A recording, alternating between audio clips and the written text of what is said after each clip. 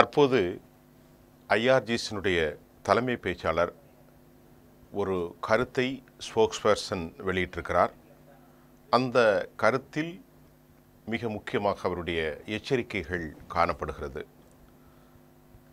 மிகப்பெரிய அளவில் அவர்களுடைய தாக்குதல்களை ட்ரூ ப்ராமிஸ் 3 மூலமாக தாங்கள் நடத்தியதாக அவர்கள் தங்கள் நாட்டின் வீரர்களுக்கு புகழாரம் சூட்டிக் கொண்ட நிலையில், நாங்கள் ட்ரோன்கள் மூலமாக, மிசைல்கள் மூலமாக தொடர்ந்து பதிலடிகளை கொடுத்தோம், இனியும் கொடுப்போம் என்பதையும் அவர்கள் கூறியிருக்கிறார்கள்.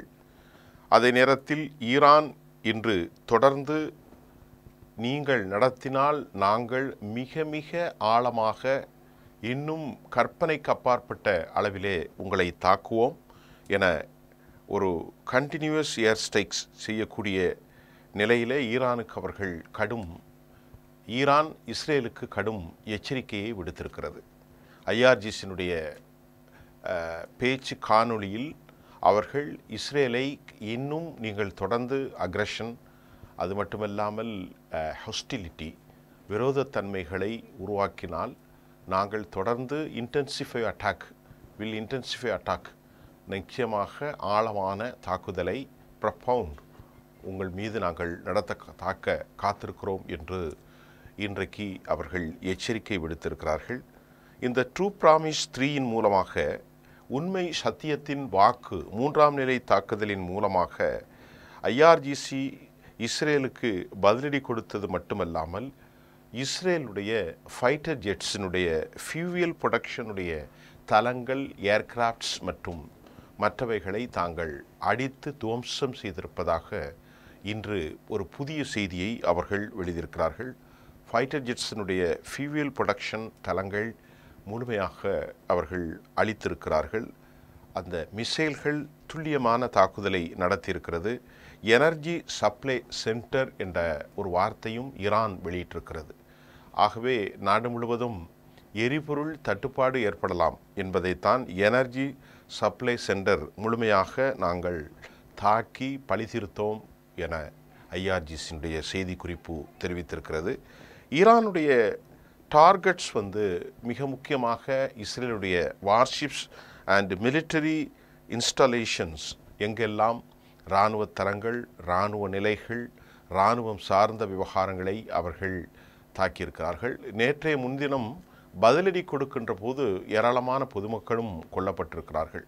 மருத்துவமனைகள் நிரம்பி வழிவதாக டேவிட் ஆம்புலன்ஸுடைய நிர்வாகி 50 பேர் வரைக்கும் படுமோசமாக நாங்கள் அனுமதித்தோம் என்று சொல்லியிருக்கிறார்.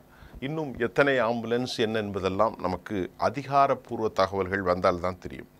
இதனை அடுத்து அவர்களுடைய இந்த ஈரானுடைய target warships and military installations aiding.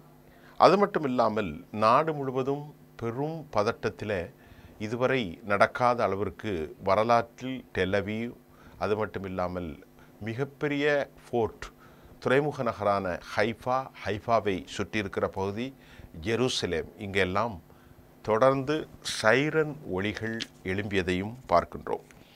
Iran மிகப்பெரிய ஒரு வார்னிங் என்று சொல்லக்கூடிய எச்சரிக்கையை பல நாடுகளுக்கு விடுவித்திருக்கிறது. இந்த முடிவு சரிதானா என்பதை அவர்கள் எப்படி எடுத்திருக்கிறார்கள் என்பது தெரியவில்லை. அமெரிக்காவினுடைய தளங்களை தாக்கப்போவதாகவும், அமெரிக்காவினுடைய நேட்டோ கூட்டாளிகளாக இருக்கக்கூடிய UK, பிரான்ஸ் மற்றும் பல நாடுகளுடைய பேஸ் அங்கே இருக்கிறதை நாங்கள் தாக்க போகிறோம். அவர்கள் இஸ்ரேலுக்கு ஆதரவு தரும் பட்சத்தில் நாங்கள் அவர்களுடைய தளங்களை தாக்கப் போகிறோம். ஏற்கனவே நான் உங்களுக்கு சொல்லியிருந்தேன், அமெரிக்காவுடைய தளங்கள் மத்திய கிழக்கில் மிகப்பெரிய அளவில் இருக்குது. பக்கத்தில் இருக்கக்கூடிய ஜோர்டான், அதற்கு மிக முக்கியமாக கத்தர், சவுதி அரேபியா, யுனைடெட் அரபு எமிரேட்ஸ் மற்றும் பஹ்ரைன் மற்றும் கத்தரில் இருக்கக்கூடிய அமெரிக்க தளம் ரொம்ப பெரிய தளம்.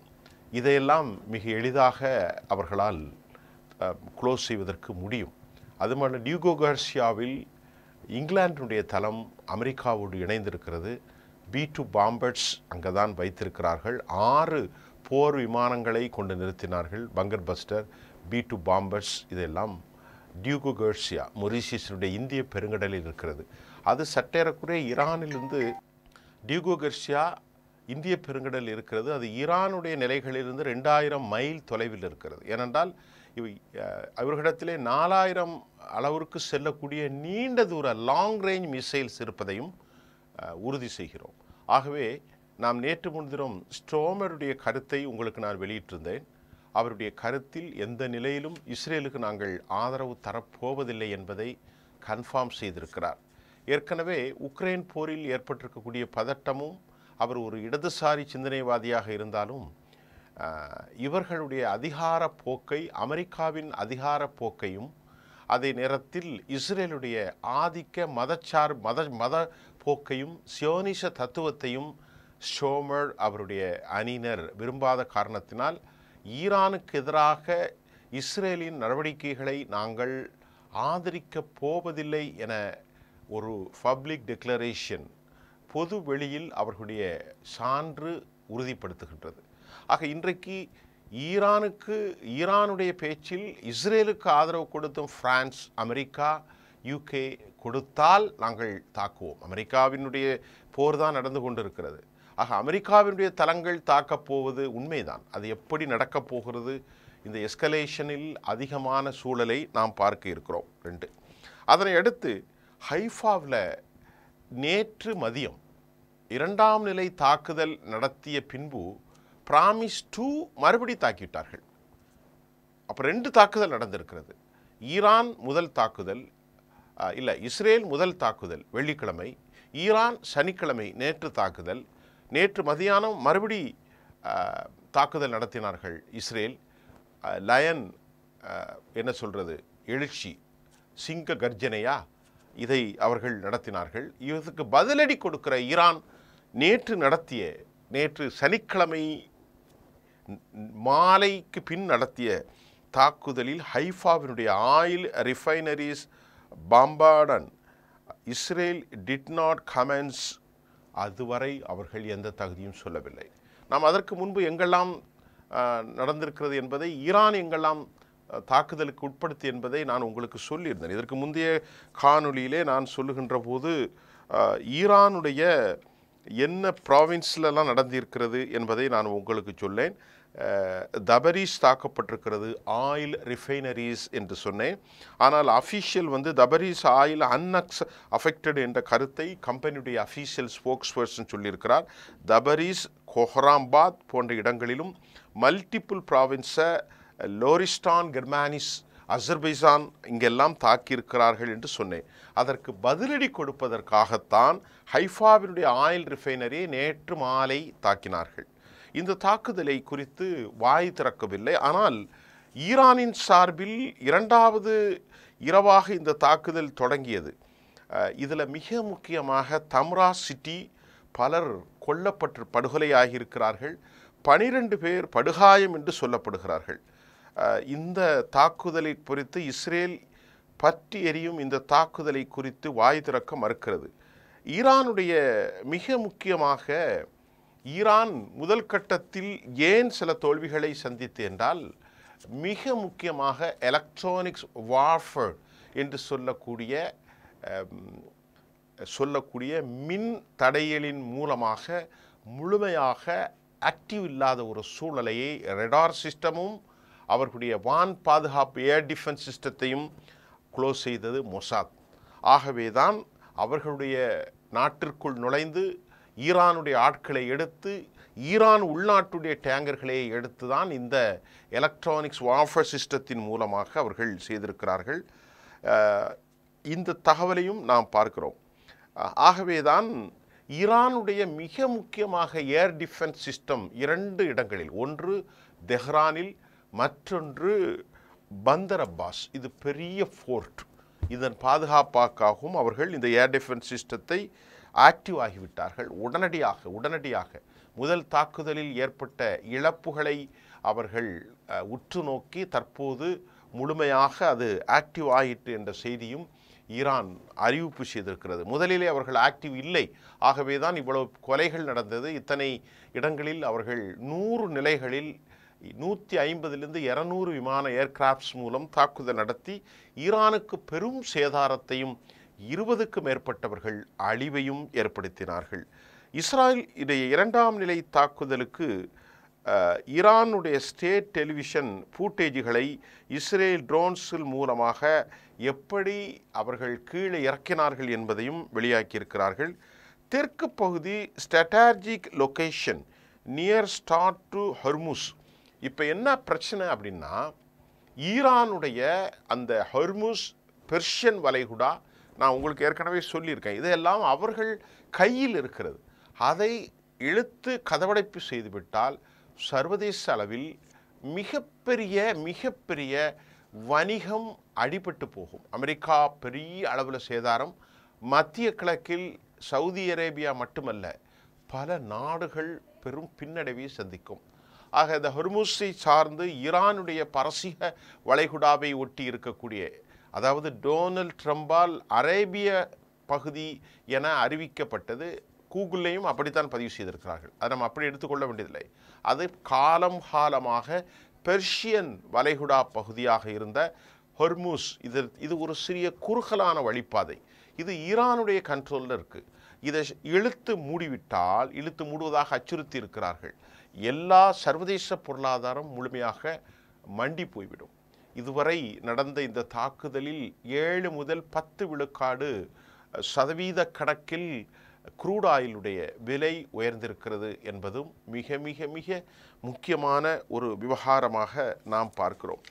இந்த நிலையிலே 2ஆம் நிலை தாக்குதலில் ஈரான் தொடர்ந்து அடித்திருக்கிறது. முதலிலே சுதாகரித்து கொண்டதற்கு காரணம், இது ஒரு நயவஞ்சகத்தனமான தாக்குதலை அமெரிக்கா திட்டமிட்டு நடத்தியது என்பதை ஈரானுடைய வெளிவிவகாரத்துறை அமைச்சர் அப்பாஸ் அராக்சி தெளிவுபடுத்தியது மட்டுமல்ல, ஈரானுடைய இன்டெலிஜென்ஸும் அதை உறுதிப்படுத்தியது. எப்படி என்று நீங்கள் கேளுங்கள். பேச்சுவார்த்தை நடந்தது. அந்த பேச்சுவார்த்தை நடந்தது எங்கே? ஓமனில்.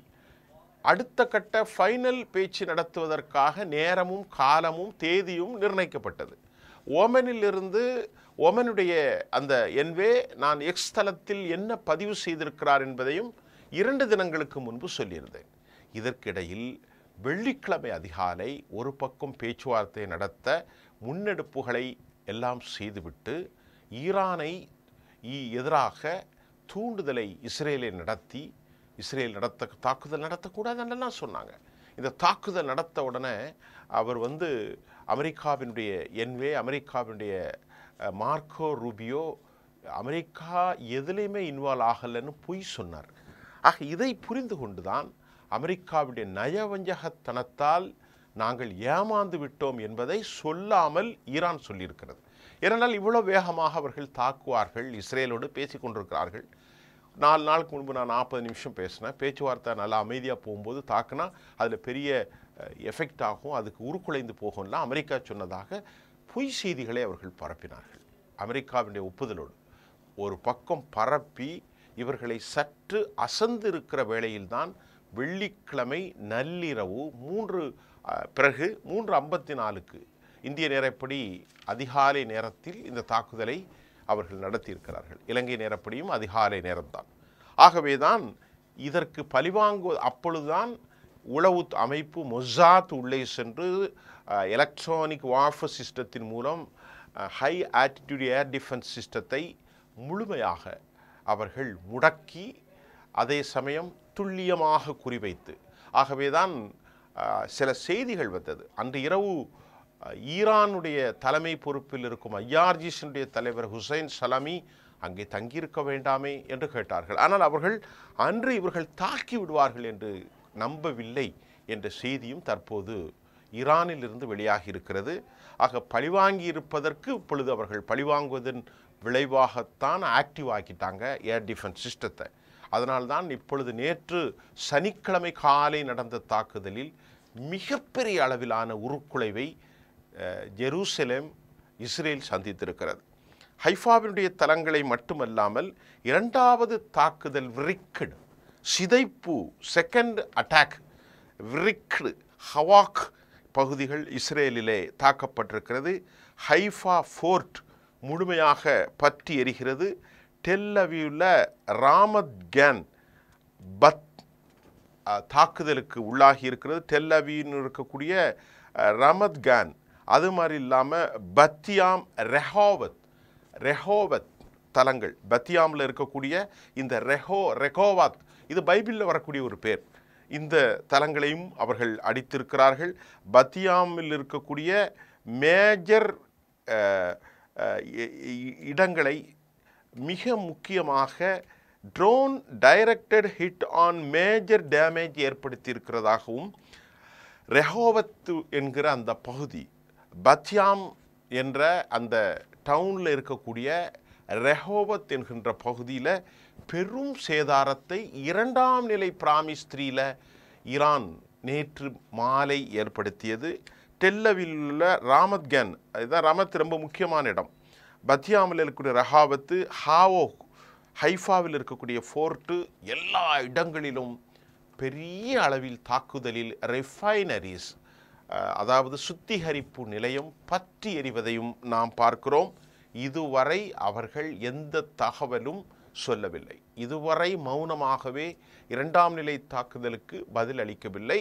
ஆனால் ஈரான் 2ஆம் நிலை தாக்குதல் எங்கெல்லாம் நடந்தது, என்னென்ன ரிஃபைனரிஸ் என்பதை நாம் சொல்லிவிட்டோம். அடுத்து கிரியாத் எக்ரான் என்ற பகுதியில் ஒரு பெரிய வணிக மால் முழுமையாக அடிக்கப்பட்டிருக்கிறது. Mall Kiryat Ekron hit. இது டெல் அவீவில் பெரும் அளவில் இம்பேக்டை ஏற்படுத்தியிருப்பதாகவும் கூட செய்திகள் வந்திருக்கிறது. இதற்கு முன்பு சொன்ன தாமரா என்ற டெல் அவீனுடைய விவகாரத்தில் மரணம் அதிகரித்திருப்பதாகவும் சொல்லப்படுகிறது. ஆனால் இஸ்ரேலின் சார்பில் எந்த ஒரு இடத்திலும் 2 அல்லது 3 அல்லது ஒருவர் மட்டும்தான் இறந்திருக்கிறார்கள் என்றும் அவர்கள் சொல்லியிருக்கிறார்கள். டேவிட் என்கின்ற டேவிட் உடைய ஆம்புலன்ஸினுடைய டிரைவர் அல்லது அவர்களுடைய நிர்வாகம் 50 பேர் ஹர்ட் என்ற தகவலை தெரிவித்திருக்கிறது. பத்தியாமில் 60 பேர் படுகாயம் என்ற செய்தி வந்திருக்கிறது. ரெஹோவத்தில் 30 பேர் காயம் என்ற செய்தி வந்திருக்கிறது. நாம் இப்பொழுது சொல்கிற இஸ்ரேலில் இருக்கக்கூடிய டெல் அவீவில் தொடர்ந்து கேஷுவாலிட்டி இருந்தாலும் மரண விகிதத்தை பற்றி அவர்கள் அறிவிக்கவே இல்லை. டேவிட் என்கின்ற அந்த ஆம்புலன்ஸ் நிறுவனம் அறிவித்த செய்தியில் 50 பேர் படுகாயம், பேத்யாமில் 60 பேர் படுகாயம், ரெஹோவத்தில் 30 பேர் படுகாயம். அதிக எண்ணிக்கையில் மருத்துவமனைகளில் நிறைய பேர் சேர்ப்பதாகவும் கூட, குறிப்பாக ராம்பம் மருத்துவமனையில் அதிகமான மக்கள் சேர்க்கப்பட்டிருக்கிறார்கள். இதில் கேஷுவாலிட்டி, உயிரிழப்புகள், கவலைக்கிடம், ஊனமுற்ற நிலைகள் அதிகரித்திருக்கலாம். ஏன்னால் அந்த பில்டிங்குடைய அழிவை பார்க்கின்ற போது மிக கடூரமான ஒரு தாக்குதலை ஈரானுடைய சாலிட் ஃபுரூயில் முழுமையாக கொண்ட இந்த மிக முக்கியமான ஏவுகணைகள் இருக்கின்றது. ஹலித் ஏவுகணை பெரும் சேதாரங்களை ஏற்படுத்தி இருக்கின்றது. வரலாற்றில் இப்படி ஒரு தாக்குதலை ஒருபோதும் அவர்கள் சந்திக்கவில்லை. ஆனாலும் பதட்டம் தொடர்கின்றது. இது 2ஆம் செய்தி. மீண்டும் அடுத்த அப்டேட்ஸ் உங்களோடு நான் தரப்போகிறேன். நன்றி.